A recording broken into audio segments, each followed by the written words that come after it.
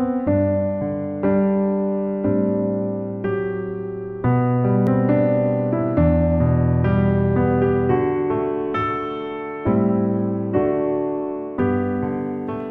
말씀 같이 보겠습니다. 사도행전 우리 20장 26절에서 31절입니다. 지난주 계속해서 이어서 에베소 장로들 앞에 설교했던 바울의 고별 설교 계속 이어서 합니다. 26절에서 우리 30절, 31절까지 한 목소리로 같이 읽습니다. 시작. 그러므로 오늘 여러분에게 증언하거니와 모든 사람의 피에 대하여 내가 깨끗하니 이는 내가 꺼리지 않고 하나님의 뜻을 다 여러분에게 전하였음이라. 여러분은 자기를 위하여 또는 온 양떼를 위하여 삼가라. 성령이 그들 가운데 여러분을 감독자로 삼고 하나님이 자기 피로 사신 교회를 보살피게 하셨느니라. 내가 떠난 후에 사나운 이리가 여러분에게 들어와서 그 양떼를 아끼지 아니하며 또한 여러분 중에서도 제자들을 끌어 자기를 따르게 하려고 어그러진 말을 하는 사람들이 일어날 줄을 내가 아노라. 그러므로 여러분이 일깨어 내가 3년이나 밤낮 쉬지 않고 눈물로 각 사람을 훈계하던 것을 기억하라. 아멘. 오늘의 말씀, 지난주에 말씀드렸던 것처럼 계속해서 이어서 우리 바울의 고별 설교에 해당하는 그런 부분들입니다. 여러분, 지금은 예전에 비해서 목회자들의 설교가 좀 많이 줄었습니다. 제가 자랄 때만 하더라도 목사님이 한 설교는 평균 한 50분 정도 됐어요. 그리고 보통 1시간 반 정도 설교하시는 분도 되게 많았었고, 근데 지금은 유튜브 시대인지 설교가 길면 난리 납니다. 제 설교도 약 30분 정도 하는데 설교가 어떤 분들에게 되게 길게 느껴지기도 하는 분들이 있는데, 여러분, 그 바울의 설교는 짧아요, 길어요? 네, 되게 길어요. 네, 엄청 길어요. 아마 몇 시간씩 하나 본지 몰라요. 드로아에서 설교를 얼마나 길게 했는지, 유도라거나 하는 학생이 떨어져 죽을 정도로의 그런 긴 시간이었지 않습니까? 자, 그런데 오늘 이 밀레도에서 에베소의 장로들을 모아놓고 고별 설교를 하는데, 한 번 이제 마지막 설교잖아요. 더 이상 장로님들을 보지 못하고 언젠지 선교하다가 하나님 부르시면 가는 그런 자리이기 때문에 바울이 마음속에 있는 하고 싶은 설교를 되게 많이 했을 거라는 말이죠. 설교가 되게 긴 거예요. 근데 오늘 이 사도행전의 바울의 고별 설교는 이 누가가 기록했는데 아주 축약해서 몇 구절로만 딱 이렇게 얘기를 해놓고 있어요. 아마 바울의 고별 설교를 아주 엑기스만 요약해가지고서는 기록해 놓은 거겠죠. 그죠? 근데 오늘 저와 여러분이 읽은 본문 말씀을 조금 더 제가 추격해버리면 딱 두 가지로 얘기를 할 수 있어요.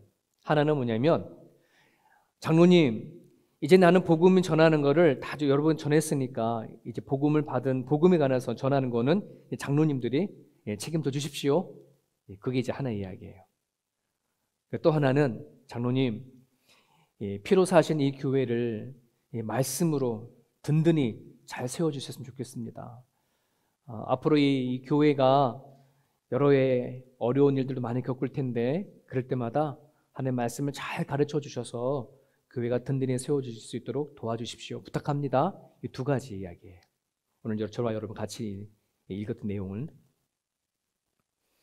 오늘 두 가지가 상당히 우리에겐 소중하고 귀한 메시지이거든요. 그래서 오늘 이 말씀을 가지고 저와 여러분들이 말씀을 나누고자 원하는데요. 먼저 우리 에스겔 3장 16절에서 21절인데요. 내용이 조금 길어요. 그래서 여러분들 그 주보에 보시면 현대 성경으로 조금 길게 기록되어 있는데요. 여러분이 에스겔 성경을 보았지만 이런 내용이 있었어? 할 정도의 그런 내용이 담겨져 있는 부분들이에요. 같이 한번 읽어보겠습니다. 시작. 여호와께서 내게 말씀하셨다. 너 사람아, 나는 너를 이스라엘 백성의 파수꾼으로 세웠다. 그러니 내가 내 백성에게 경고를 내릴 때마다 너는 그것을 곧 그들에게 전하여 그들에게 닥쳐올 일을 깨닫게 하여라. 가령 어떤 사람이 악한 짓을 저질렀기 때문에 그가 곧 죽게 되리라는 사실을 내가 네게 알려주거든 너는 책임지고 그에게 그 사실을 알려주어라. 그래서 그가 자신의 악한 행실을 고쳐 목숨을 건질 수 있는 기회를 얻게 하여라. 너가 만일 그에게 경고하지 않으면 그는 당연히 죽게 될 것이다. 그러나 나는 내게도 그 책임을 주어서 살인자처럼 다루겠다. 하지만 내가 그에게 경고를 하였는데도 그가 계속 악을 행하면 그는 죽을지라도 네게는 허물이 없다. 너는 자신의 생명을 건져낸 것이다. 또 언제나 의로운 일만 해오던 사람도 그 의로운 일을 버리고 불의를 행하기 시작하면 역시 죽게 될 것이다. 그가 전에 행한 모든 선행은 더 이상 의미가 없다. 그리고 만약 너가 그에게 경고하지 않으면 나는 그의 죽음에 대해서 네게도 책임을 지워 살인자처럼 다루겠다. 하지만 너가 그에게 경고를 하고 그가 그 경고를 기쁘게 받아들여 뉘우치면 나는 그를 살려주겠다. 그러면 그와 더불어 너도 자신의 생명을 건져낸 셈이 된다. 여러분, 이런 말씀을 들은 적이 있어요? 아, 이런 말씀이 있었구나 합니까? 여러분, 이게 되게 중요한 메시지거든요. 내가 하나님 앞에 받은 이것에 대해서 내가 이거를 전하냐 마느냐에 따라, 나는 복을 받았으니까 난 됐어라고 하는 문제가 아니에요. 이것에 대한 책임과 역할이 이야기를 하고 있어요. 지금 에스겔은 하나님으로부터 이스라엘 백성에게 하나님의 말씀을 전하는 파수꾼으로 그렇게 부름을 받았다 이렇게 얘기를 하거든요. 근데 주변에 악한 자가 있다는 말이에요. 하나님을 모르고 살아간 사람도 포함되어져서 악한 짓을 하고 살아가면 그 사람이 뭐라 하는 거예요? 경고하라는 말이에요. 알려주라는 말이에요. 너 그렇게 살면 안 된다라고 얘기해 주라는 말이에요. 그렇게 해서 만약에 그 사람이 돌이키면 구원을 받을 거지만 너가 말하지 않아서 모르고 그 사람이 죽어 지옥 가고 간다면 그 지옥 가게 한 그거에 대한 책임도 누구한테 묻겠다는 거예요. 나한테 묻겠다는 말이에요. 여러분, 저와 여러분들은 복음을 받은 자예요. 복음을 받았다는 말은 예수님이 어떤 분인지 아는 거고 내가 죽은 다음에 이후의 삶이 어떤 것인지 이가 있는지 하늘나라가 있는지 없는지 아는 그런 우리들의 모습이거든요. 우리는 예수를 믿으면서 하나님의 자녀가 됐다고 하잖아요. 하나님의 백성이라고 얘기를 하잖아요. 여러분, 이것은 너무너무 큰 부르심이거든요. 오늘 구약에서 얘기하고는 에스겔이나 이사야나 예레미야나 구약에 있는 선지자 예언자들보다도 오늘 이 시대에 예수님을 통해서 성령을 통해서 그 부름을 받은 우리들의 존재는 더 파워풀한 부르심이에요. 여러분, 이 사실을 여러분들이 아셔야 돼요. 그리고 받아들이셔야 돼요. 구약의 내 에스겔이나 이사야나 에스겔보다 근데 그러한 선지자만큼 내가 부름을 받은 것은 정말 대단한 거구나. 여기 동의하시나요? 네, 여기 동의가 되어지냐는 말이에요. 하나님이 나를 선택한 것에 대해서 내가 하나님의 자녀고 백성이라고 하는 이것이 타이틀이 얼마나 소중하고 귀한 것인지에 대한 인정이거든요. 오늘 바울은 25절에 이렇게 얘기를 하고 있어요. 오늘 여러분에게 증언하는 것 같이 장로님들에게 얘기하는 거거든요. 오늘 장로님들에게 증언하는 것과 마찬가지로 나는 모든 사람에 대하여 모든 사람의 피에 대하여 내가 깨끗합니다. 이런 얘기를 하는데 이게 무슨 말이냐 그러면은 지금 이 에스겔을 말씀을 기반으로 해서 이 얘기를 하는 거예요. 나는 하나님의 받은 말씀을 최선을 다해서 다 전했기 때문에 이제 그 사람이 받든지 안 받든지 그 사람의 몫이지 내가 전하지 않아서 나는 내가 하나님 앞에 살인죄를 질 수 있는 그런 것은 아니라고 한다는 것이. 나는 모든 사람의 죽음에 대해서 깨끗해. 왜? 난 다 전했기 때문에. 이해되셨어요? 근데 만 전하지 않았는데 전하지 않아서 그 사람이 몰라서 죽었다 그러면 그 사람의 죽은 것에 대한 대가를 내가 책임져야 되지만 바울은 그렇지 않다는 거예요. 내가 받은 복음, 내가 아는 예수에 대해서 나는 다 뭐 했다는 거예요? 다 이야기했다는 거예요. 전했다는 거예요. 이게 책임과 역할이에요. 저희 교회의 6가지 중심 가치 중에 마지막 가치가 뭐예요? 책임과 역할. 그죠? 여러분 각자의 살아오면서 만들어진 위치라고 하는 자리가 다 있어요. 저를 따진다면, 저를 비하한다면 저는 남편이기도 하고 아버지, 또 아들, 사위, 또 교회에서 목사. 그죠? 예, 이 위치라는 것이 다 있는데 여러분 이 위치는 자연스럽게 뭐가 따라와요? 책임과 역할이 따라오는 게 마련이거든요. 근데 여러분 이 책임과 역할을 잘 하지 못한다고 생각해 보세요. 제가 남편으로 책임과 역할을 다 하지 못하면 부부 관계는 되게 어려워져 버려요. 삶의 고통도 뒤따를 수도 있고요. 모든 각각의 위치에는 책임과 역할이라는 것이 다 있어요. 그것이 되어지지 아니하게 되어지면 되게 힘들어지는 거거든요. 여러분은 최소한 우리가 하나님을 믿고 복음을 받아들이고 하나님 살아계신다고 우리가 믿고 살아간다면 내가 살아오면서 만들어지고 세워진 그 위치에 대해서는 책임과 역할을 다 하셔야 합니다. 남을나로 하면 안 돼요. 자, 그 중에 안에서도 어떤 책임과 역할이 필요하냐 그러면 하나님을 믿으면서 만들어진 자리가 있잖아요. 하나님의 백성이라는 자리, 하나님의 제자라고 하는 자리, 네, 그렇지 않습니까? 저도 여러분의 다 같은 자리가 있지 않습니까? 이거에 대해서 책임과 역할을 감당하지 못하게 되어져 버리면 여러분, 참 어려움이 생겨져 버려요. 저는 우리는 이거를 모르게 되어지면 그냥 은혜는 구원받으면 공짜다 이런 말 많이 하지 않습니까? 근데 여러분 구원은요 공짜가 아닌 것 같아요. 잘 생각해 보면 구원받음과 동시에 우리 하나님 자녀가 되어졌다면 그 뒷따오는 뭐가 있어요? 책임과 역할이 있어요. 그럼 그렇다고 나는 그 책임과 역할을 감당하기 싫으니까 나 그 거룩한 부담감은 나는 싫어요. 나는 거부할 수 있을까요? 예?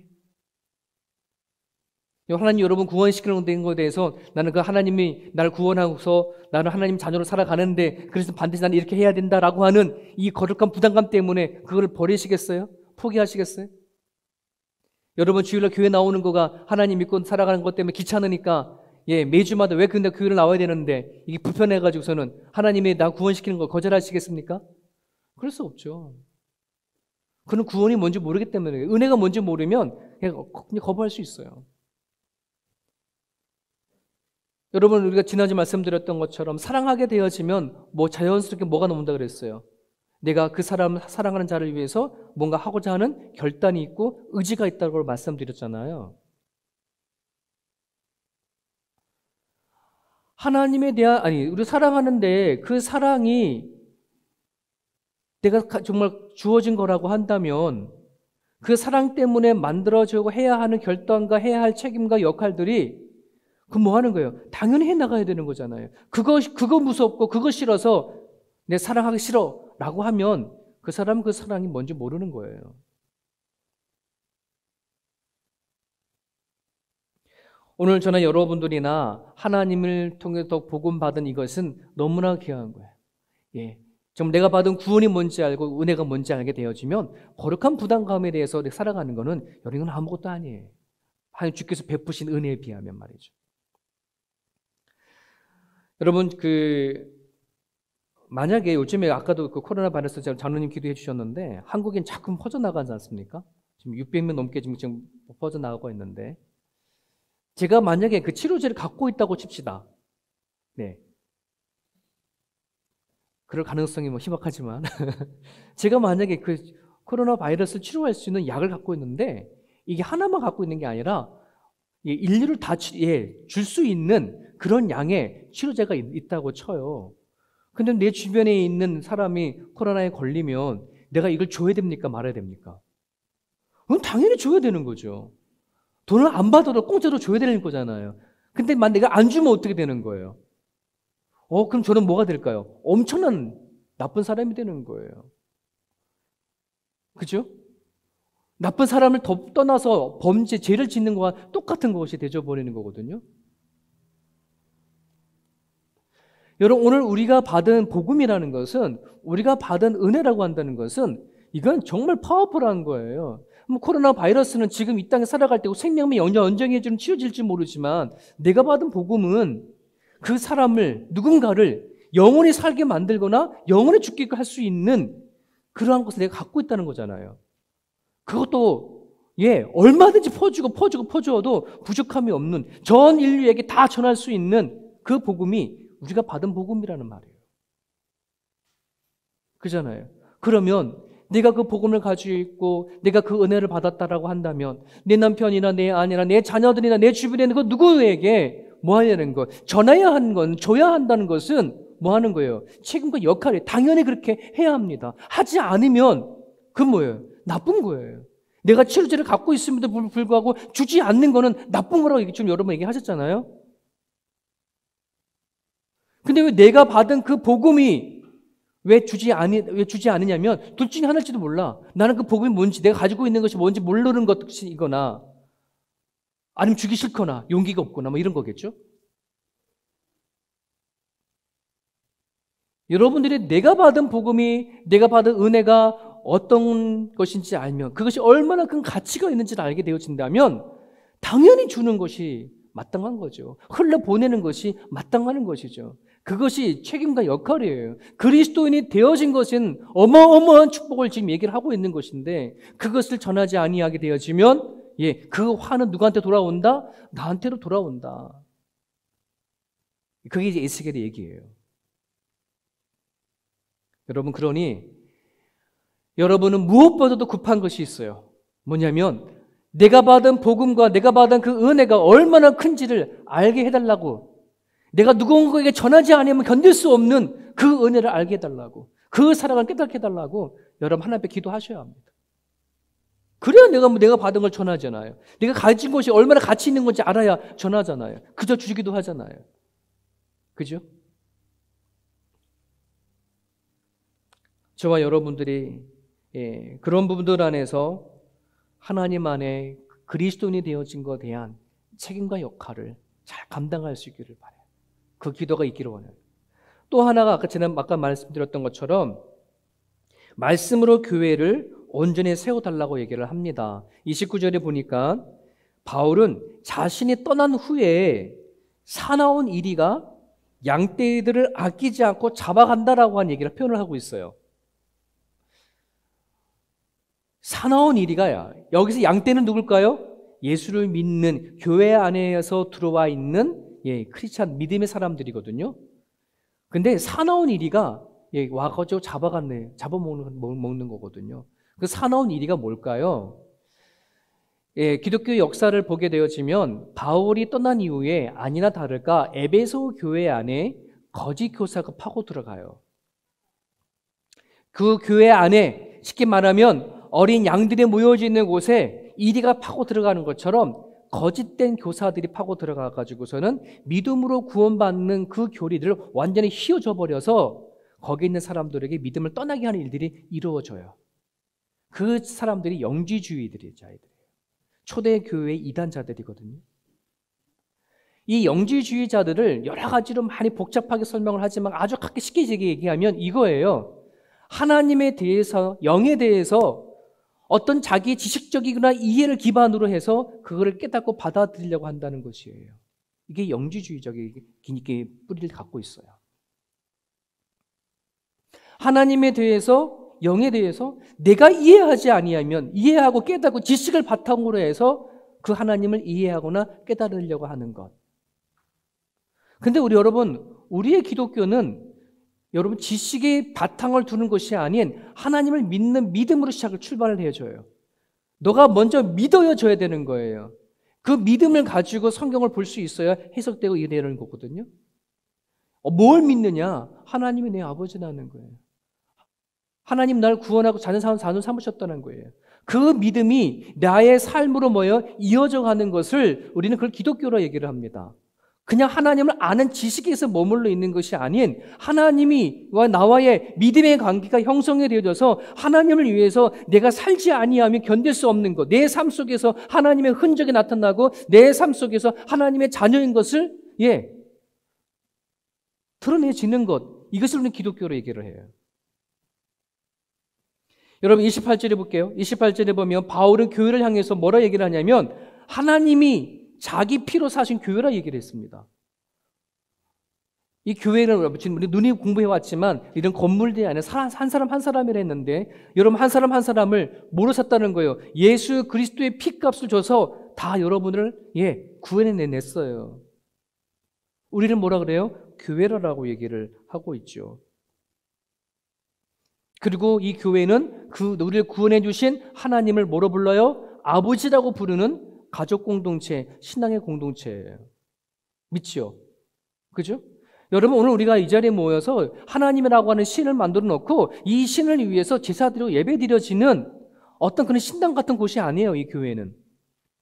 그리고 하나님이 어떤 분인지 가르쳐지는 신학교 같은 그런 학교도 아니고요.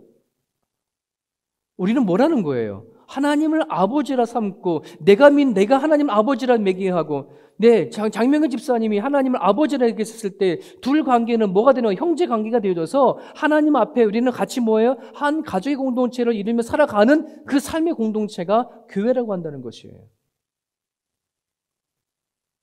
그렇기 때문에 세상의 그 어떤 단체와 교회는 달라요. 세상의 어떤 그 회사나 기업 같은 것과 교회를 이끌어 나가는 것은 완전히 달라요. 여러분 이것을 아시고 교회를 생각하셔야 돼요. 원수라고 하는 것을 가지고 한번 예를 들어보겠습니다. 원수가 뭐예요? 여러분의 원수는 누구예요? 북한이에요? 남편이에요? 왼수 같은 놈 막 그러잖아요. 일반적으로 사전을 찾아보니까 원한이 맺힐 정도로 자기에게 해를 끼친 사람 또는 집단, 마음에 한이 맺힐 정도로의 상처를 주고 얘기하는 건데 이건 이게 좀 깊이 들어간 사전적 용어라고 한다면 조금 광범위한 원수의 범위는 그냥 나에게 뭔가를 빼앗아 간 사람을 다 원수로 얘기를 해요. 그러면 이 사람도 원수가 되는 거예요. 이스트우드 나가면 워낙 복잡하잖아요. 주차하기 너무 어렵잖아요. 내가 갔는데 나가자마자 차가 하나 빠져나온 저기 내가 깜빡이 켜고 들어가려고 하는 찰나에 누군가 팍 들어가 버렸어요. 그럼 쟤는 뭐가 되는 거예요? 내 자리를 뺏은 원수가 되는 거예요. 그런 원수 많죠? 내 안에 시간을 뺏은 사람도 원수요. 내 안에 있는 믿음을 이용한 사람도 원수고 나를 인신 공격하는 사람도 원수고 내 배우자에게 추파를 던진 사람도 원수고 그죠? 여러분 원수라고 했었을 때 북한 사람이 내 원수가 아니고 원수는 아주 가까운 데 있어요. 나에게 상처를 준 사람이 원수예요. 내 안에 있는 내가 누군가를 미워하는 사람이 원수예요. 내 안을 누군가가 잔인하게 나한테 상처를 준 사람이 원수예요. 그렇기 때문에 그 원수는 아주 멀리 있지 않아요. 아주 가까이에 있어요. 내 남편이 원수가 있고 내 아내가 원수가 될 수 있어요. 그렇지 않습니까? 왜? 원래 사랑하는 사람들에게 가장 큰 상처를 받기 때문에 사랑하는 사람이 뭔가 빼앗길 때가 가장 큰 빼앗김을 느끼기 때문에 그죠? 여러분 이 원수라고 하는 것을 영주주의로 생각한다 그러면 여러분 철학적이고 추상적이고 사상적인 이 영지주의로 이 원수를 따지 생각한다 그러면 그럼 우리는 나름대로의 어떤 내가 살아왔던 지식체계나 내가 살아왔던 경험을 가지고 우리는 그 원수에 대해서 생각을 할 수밖에 없고 또 그것에 대한 결론은 거의 대부분 99%가 복수 아니면 싸우자 하는 것이 되어버려요. 그죠? 여러분 우리가 교회 생활을 해나갈 때에 보게 되어지면은요 여러분 이 교회가 워낙 상식적이지 않은 교회들이 많아서 그런지 한국에는 어떤 교회는 표가 재밌어요. 상식이 통하는 교회 이렇게 적어놨더라고요. 저는 그것을 예전에 곰곰이 생각해 봤는데요. 저게 맞는 말인가? 상식이 통하는 교회 되게 맞아버려요.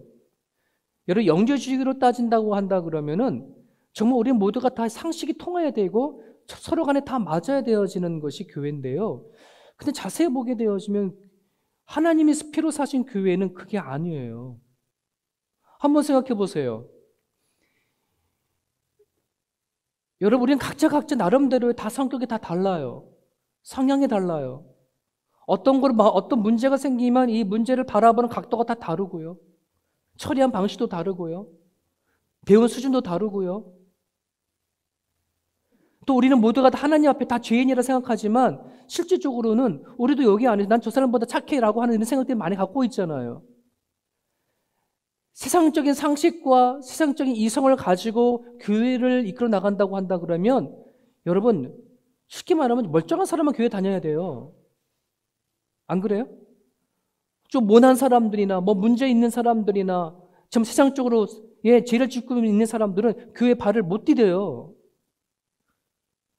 술 먹고 담배 피우는 이 문제 하나라도 우리는 교회 안에 마음 편하게 못 다니잖아요. 그죠? 담배 피우는 것도 왜 떳떳하게 못 피잖아요. 술 먹어서 피잖아요. 교회 다니는 게 되게 불편하잖아요. 그럼 그 사람들은 우리는 교회를 어떻게 해야 돼요? 상식으로 통하면은 교회가 과연 상식을 통해야지만은 교회가 이루어지는 걸까요? 이게 영지주의로 보게 되어지면 원수에 대해서는 우리는 저주를 해야 돼요. 이게 상식적이에요. 우리 판단을 하면 이 원수와 싸워야 되는 문제예요. 그렇지 않습니까? 근데 하나님은 그렇게 말하지 않잖아요. 누가복음 6장 볼까요? 같이 읽어보겠습니다. 누가복음 6장 27절에서 28절 같이 읽습니다. 시작.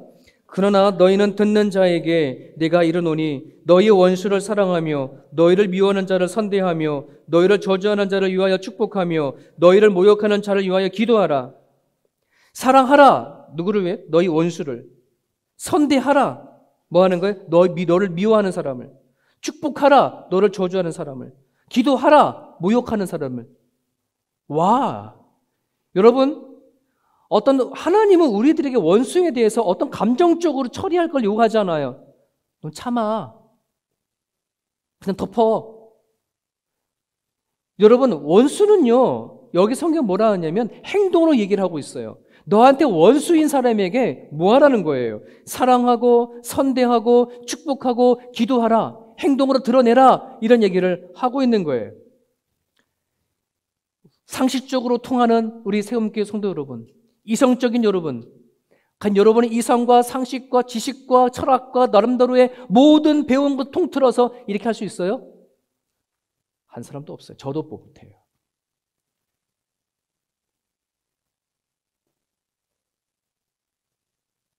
못하잖아요. 근데 하나님은 하래요. 어떻게 하겠습니까? 아까 찬양할 때 순종해 하라고 얘기를 하는데 이거 순종할 수 있어요?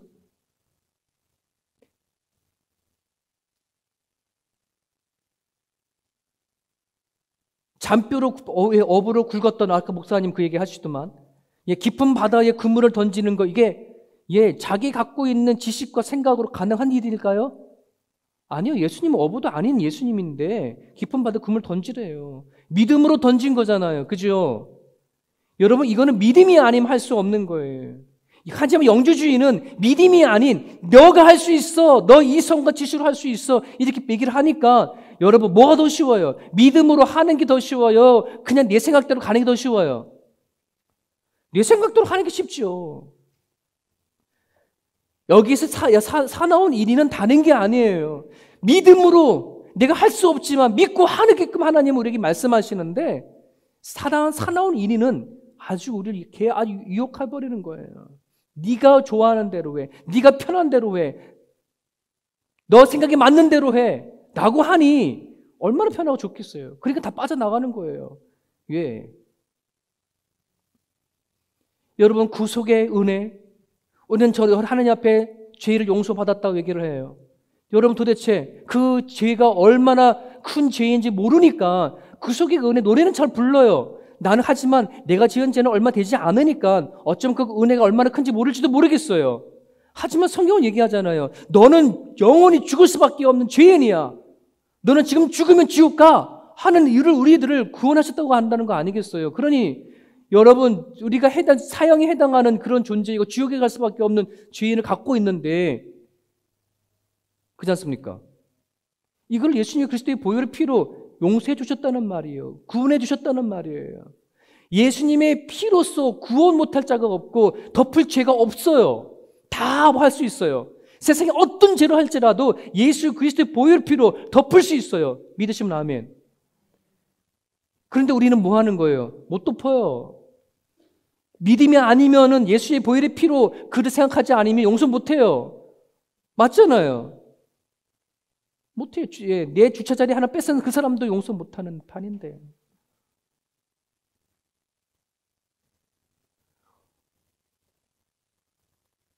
복음을 받은 자가 예수님의 피로 구원받은 내가 얼마나 큰 은혜를 받았는지를 모르게 되어지면 용서를 못하게 되어 있어요. 원수에게 그렇게 못하게 되어 있어요.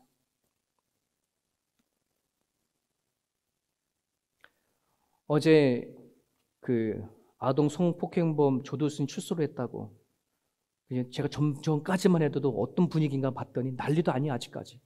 그냥 그 집에 찾아가서 가스 잠궈버리고 사형 처해라 죽어라 자살을 해라 거세해라부터 할 것 없이 여기에 안산에서 나가라 난리도 아니에요. 여러분 조두순이가 행한 그 범죄에 대한 너무나 치를 떨리는 거잖아요. 그의 피해자 입장에서 보면 여러분 용서될까요? 용서 안 돼요. 저도 용서 못해요. 정말 건방지게 뒷짐지면서 죄송하다라고 하는 그 자기 어떤 짓을 했는지도 모르는 상태에 겸손하지 못한 그의 모습을 보면 막 속에도 저도 올라오거든요. 여러분 그 피해자 입장에서 얼마나 억울한 거예요. 얼마나 원통한 거예요. 얼마나 분한 거예요. 여러분 그런 일들이 우리의 살아간 삶의 현장 가운데는 많잖아요. 그렇지 않습니까? 원통한 것도 많고 억울한 것도 많고. 근데 하나님은 왜 우리 마음을 모르시나요? 여러분 복수라는 거 하면 얼마나 속시 시원해요. 영지주의식으로 그들이 갖고 있는 생각을 가지고 복수해버리면 얼마나 그잖아요. 모든 드라마나 모든 영화가 주제를 깔고 있는 게 뭐예요? 복수잖아요. 우리는 속이 되게 시원할 거라 생각해요. 하나님 원수에 대해서는 복수해라. 이에는 이, 누에는 눈 이렇게 가르쳐주지. 왜 원수에 대해서 이렇게 하라고 합니까? 여러분 우리는 다 속아요. 뭐에 속냐면 우리는 복수하고 내한테 눈에는 눈, 이에는 이 그렇게 하면 나는 시원할 것 같다. 나는 해결될 것 같다 할지 모르지만 여러분 그렇지 않아요. 죄가 바로 와요. 정말 누군가가 조두순을 정말 많은 사람들 앞에 보는 들 앞에 정말 죽였다고 칩시다. 죽인 그 사람이 발 쭉 뻗고 잘까요? 절대 그럴 수 없어요.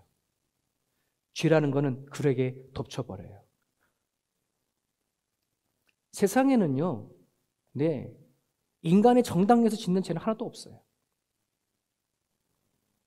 우리가 속는 거예요. 하나님은 우리들에게 우리가 원수에 대해 당한 것을 몰라서 그게 아니라 내 안에 원수의 마음을 갖고 살아가는 그 고통이 너무나 크다는 것을 하나님은 아시기 때문에 그러는 거예요. 용서하라라고 할 때 그 용서함이 내 안에 있는 이 원한과 아픔이 치료되어져 가고 회복되어지기 때문에 그래요. 용서하라는 것은 가해자가 아닌 피해자를 위해서 하게 하시는 거예요.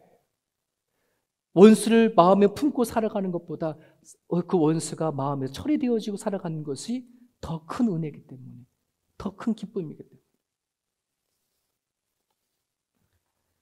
사랑하는 여러분, 우리는 이성과 지성과 여러 가지를 가지고 하나님의 말씀하신 이 원수를 처리하는 부분에서는 참 우리가 어려운 부분들이 많지만 여러분 그래서 우리는 믿음이 필요한 거예요. 아까 찬양 가운데도 내 힘으로 내 능으로 아닌 오직 성령으로 성령으로 내가 기도하는 거예요. 성령 앞에 맡겨버리는 거예요. 내 안엔 예수님을 의지해서 감당해 나가는 거예요.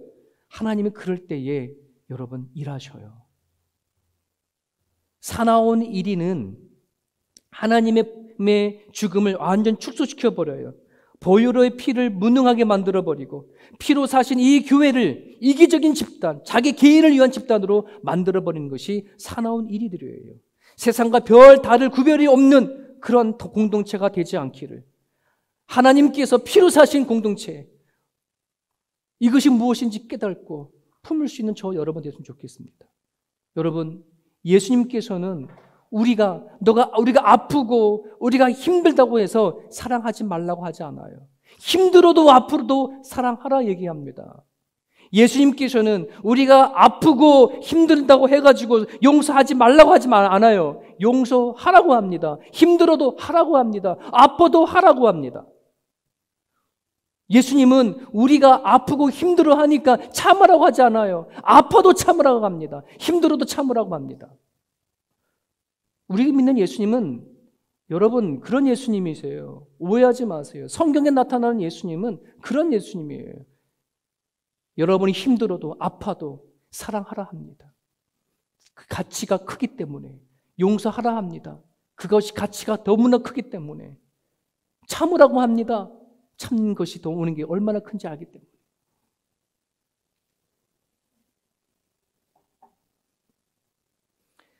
여러분, 나는 죽고 예수로 살고자 원하는 이 세움교회, 그냥 타이틀만 좋은 교회가 되지 않기를 부탁합니다. 정말 복음을 받은 자로서 내가 얼마나 큰 은혜를 받았는지 책임을 다하고 역할을 다해서 그 복음을 전할 수 있기를 소망합니다. 이 교회를 여러분들이 하나님이 주신 말씀으로 든든히 지켜낼 수 있기를 간절히 바랍니다. 여러분들 마음 안에 주님이 주신 그 말씀이 없으면 여러분, 우리는 허물 좋은 크리스찬밖에 되지가 않아요. 여러분의 속이 단단했으면 좋겠습니다. 속사람이 강건했으면 좋겠습니다. 어떤 누구도 얼마든지 용서하고 품고 나갈 수 있는 그러한 여러분의 심령이 되어줄 수 있기를 바랍니다. 같이 기도하겠습니다. 주신 말씀 붙잡고 이 시간 기도할 때 하나님, 우리 가운데 찾아와 주십시오 라고 기도했으면 좋겠습니다. 복음을 받았다면 정말 책임지고 감당할 그리스도 복음 전할 수 있게 해달라고 여러분 기도해 주십시오.